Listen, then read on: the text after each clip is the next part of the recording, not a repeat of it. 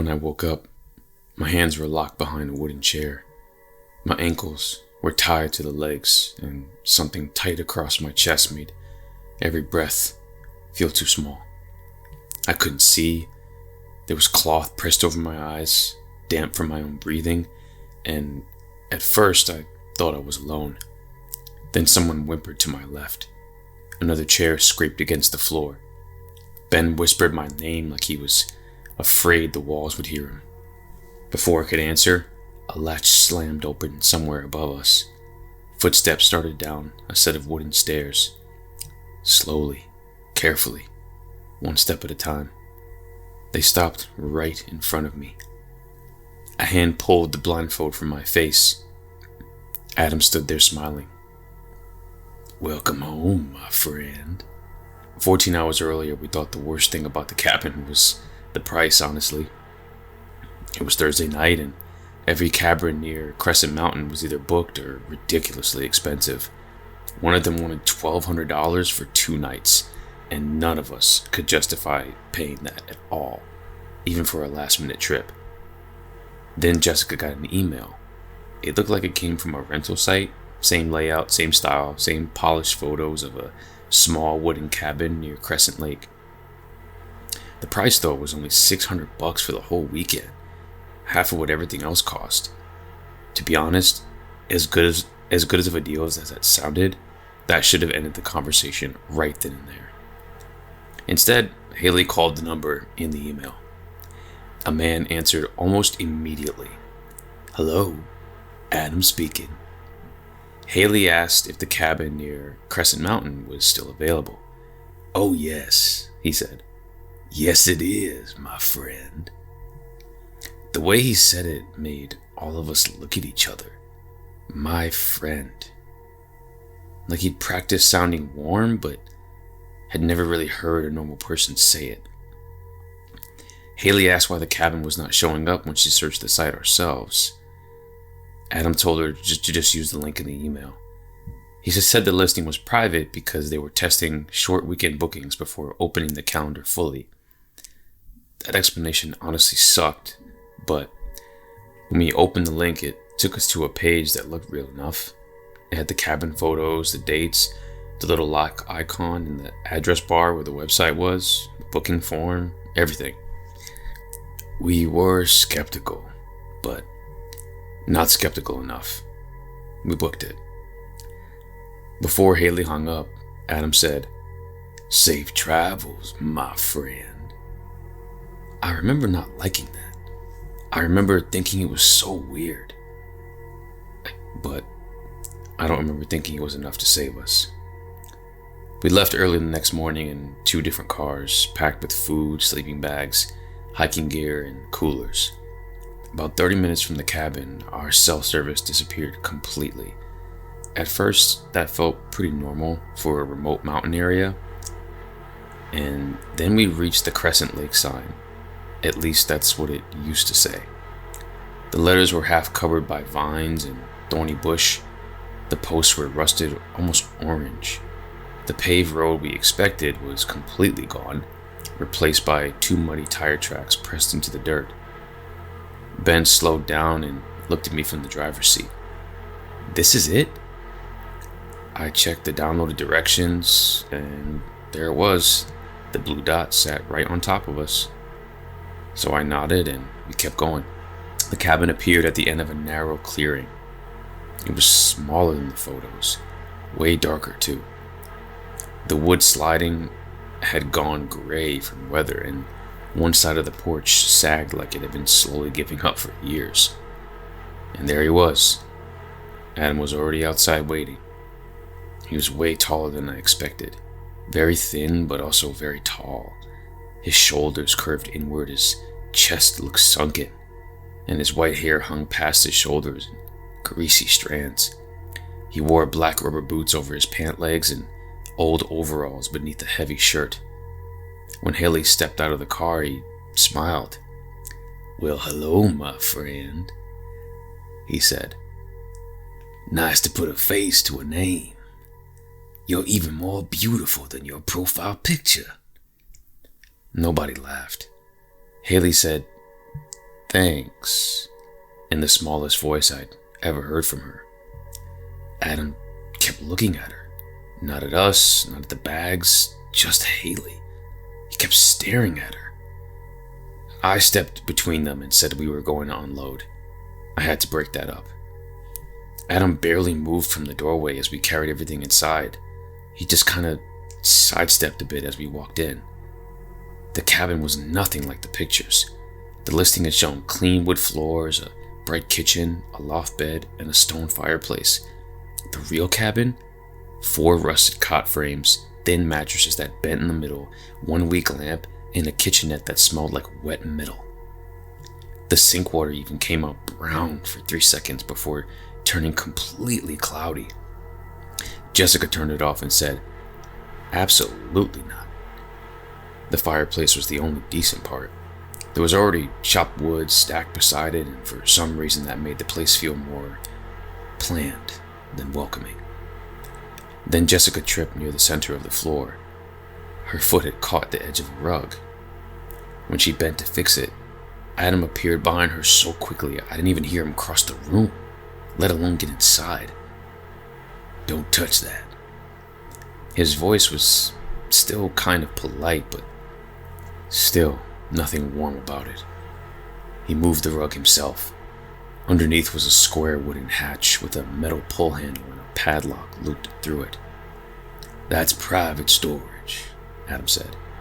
"All my personal belongings are down there." He smiled at us again. "Not that you can open it anyway, my friends." He left a few minutes later, walking into the trees behind the cabin instead of toward a driveway, another house, or even a vehicle. That bothered Haley immediately.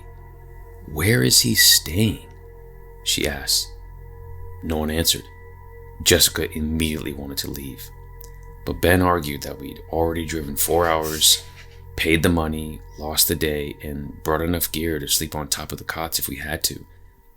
He said we could complain later, maybe get a refund, and leave first thing in the morning if the place still felt weird. And that was totally the wrong decision. But, at the time, it felt like the most practical one. It was getting dark, we didn't have a signal, and the road was narrow and muddy. And Adam, for all his creepiness, just looked like some old man who oversold a bad cabin. And there was no way he was strong enough to overpower all 4 of us. So we stayed. By 10, the fire was going and everyone had settled into their cots. The cabin was quiet except for the occasional pop from the fireplace and wind moving against the walls. I woke up around 2:40 a.m. to this tapping sound. Not like footsteps or branches, just tapping. 3 quick taps on the outside wall beside my cot. Then nothing, just silence. To make sure I wasn't crazy, I sat up and listened. And then a few seconds later, sure enough, it happened again. Tap, tap, tap. Ben lifted his head from the cot nearest mine. "You hear that?" The tapping came again, faster this time. Haley turned the lamp on. All 4 of us sat there listening as the taps moved along the wall toward the back corner of the cabin.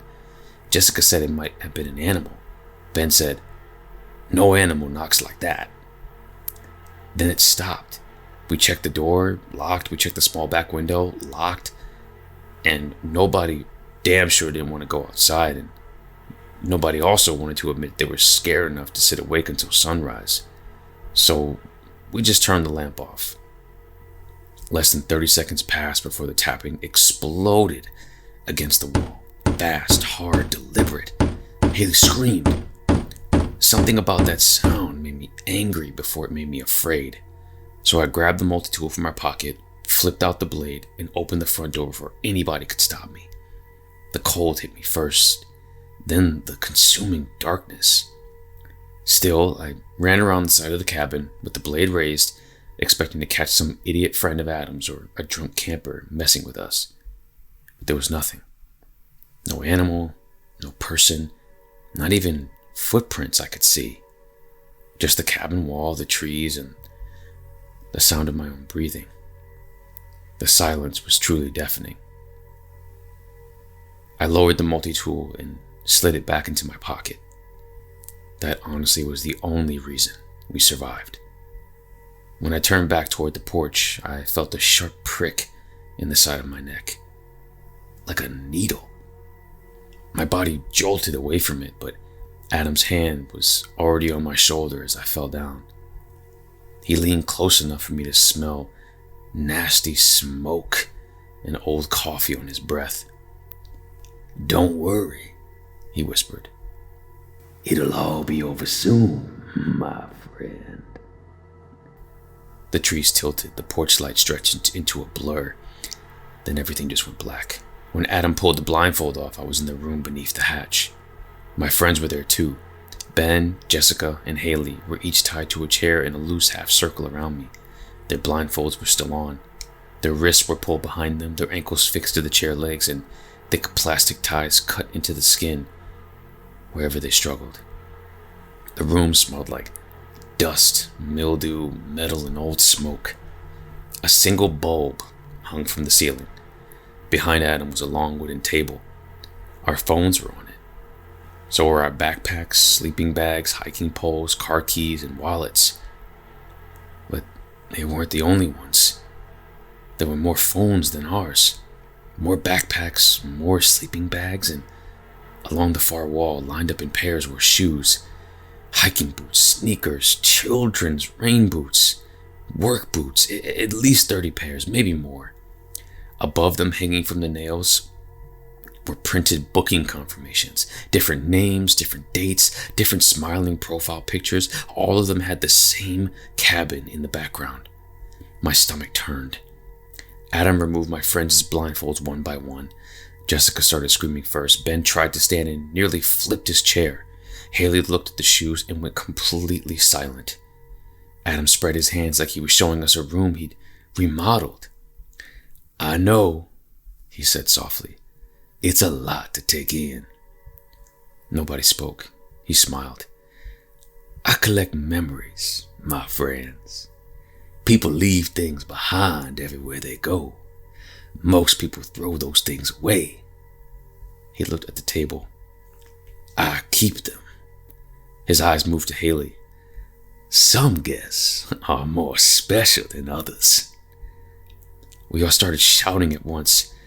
Adam didn't react the way a normal person would, though. He didn't yell back. He didn't threaten us. He just raised one finger to his lips, like we were being rude in his own home. Then he walked behind Haley's chair and lightly touched the back of it. "You were the first one who called. That makes you the beginning." Haley recoiled as far as the restraints would let her. Adam's smile faded for the first time, not into anger, but into disappointment. Then somewhere above us, the fire cracked loudly in the cabin. Adam looked at the ceiling. "I'll be back. Don't go anywhere now." "Not that you can, my friends." He walked upstairs, pulled the hatch down, and locked it from above. For maybe 2 seconds, we were all frozen. Then all 4 chairs started scraping at once. Ben cursed under his breath. Jessica sobbed while twisting her wrist. Haley just kept saying, "No, no, no," like if she repeated it enough, the room would change. I pulled until the plastic bit into my skin, but the ties only tightened. Then I remembered the multi-tool. It was still in my front pocket. Adam had taken our bags, keys, phones, and wallets. But he had not checked me after the needle. The problem was that my hands were behind the chair and the tool was in front of my right pocket. I told everyone. We all went quiet. That small possibility changed the room. Then Ben said, "Tip your chair."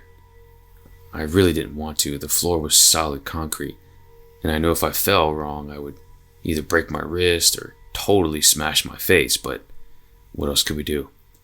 I rocked the chair gently, then harder. On the third rock, it went over. I hit the floor on my side so hard the air totally left my lungs and I blacked out for a few seconds. Then Jessica whispered, Are you okay? I couldn't answer. I was still recovering from the fall. But, that being said, the fall shifted my body just enough that the pocket with the multi-tool pressed against the floor. Haley tried to talk me through it.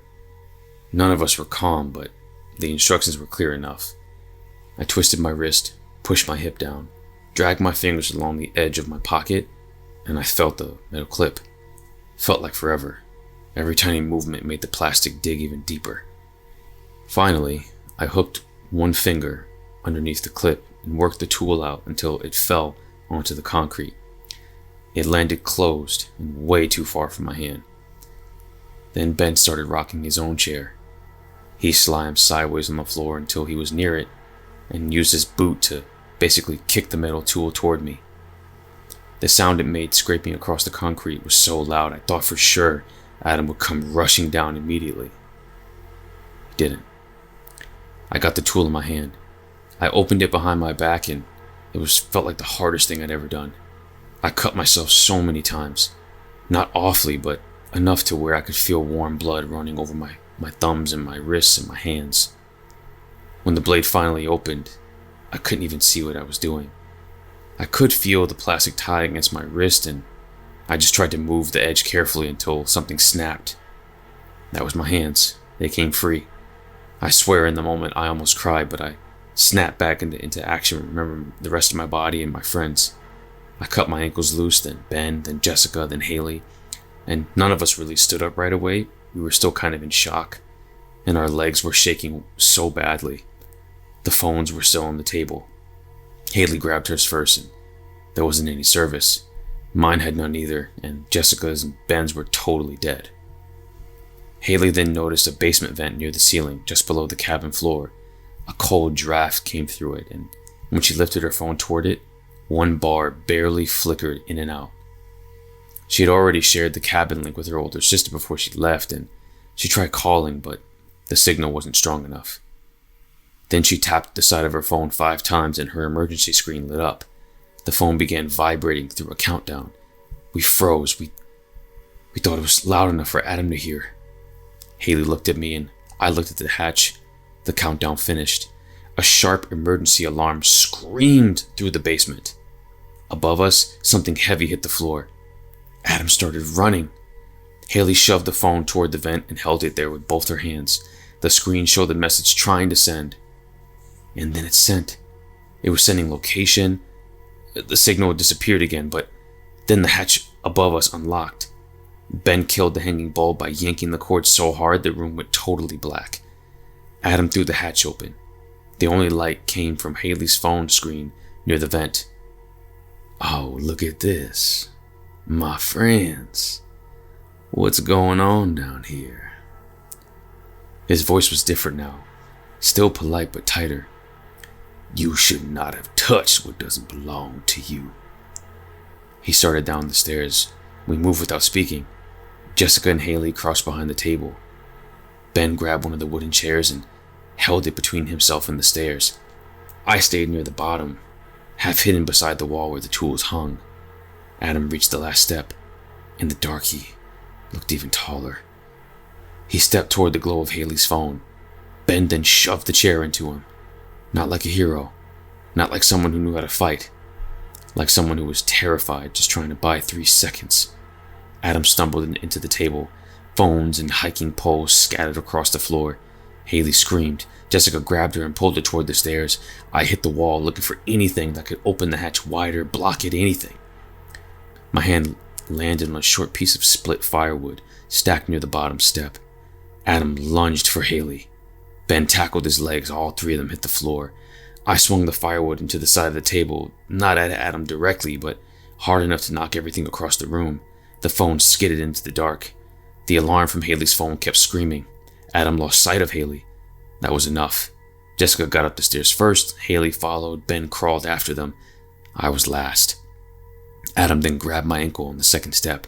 His hand was cold and frail, but strong. I kicked backward and felt my heel contact his wrist. He let go for just half a second. That was all I needed. I climbed. Ben slammed the hatch down as soon as I cleared it. We dragged the rug, a cot frame, and the wooden box over it. It wouldn't hold forever, but we hoped it'd be long enough. We ran out of the cabin barefoot, half blind, and bleeding from our wrists and ankles. Outside, the woods were completely dark. No headlights, no sirens, no help. For 20 minutes, we hid in the trees behind the cars while Adam pounded from beneath the floor, over and over again, harder and harder, screaming as he did it. Then he suddenly stopped. That silence was worse than the pounding. Haley's phone buzzed once. A message from her sister came through. Police have your location. Stay hidden. It took almost 40 more minutes before we saw red and blue lights flickering through the trees.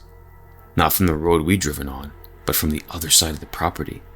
Local deputies and volunteer responders had used an old service path after Haley's sister gave them the rental link, the map pin and emergency location that had gone through the basement.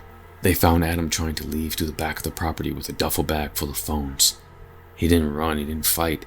One deputy told me later that Adam kept saying the same thing while they put him in the car. I need her for my collection. I need something from her. A comb, a brush, a shoe. I need something from that girl. The listing was gone before sunrise. The email even disappeared from Jessica's inbox like it'd never been there. The page link stopped loading. The number Adam had used was disconnected, but the basement didn't disappear. Neither did the shoes. Investigators connected the cabin to several missing person cases from the surrounding counties. Not all of them. Not enough to explain every pair. But enough. We were just lucky. That's what everyone kept telling us. Lucky Haley shared the link. Lucky one phone caught signal. Lucky Adam didn't check my pocket. Lucky the emergency signal sent before he got back downstairs. A part of me knew they were right, but I still have trouble calling any part of that night lucky, because we walked into that cabin on our own. We ignored the red flags, the price, the road, how different the cabin was, the water, the latch, and the way Adam just looked at Haley. We gave him our names before we ever saw his face. And every time I hear someone call me my friend now, I think about that basement. I think about the shoes, the phones, the camping gear, everything. I think about the way Adam smiled when he welcomed us home.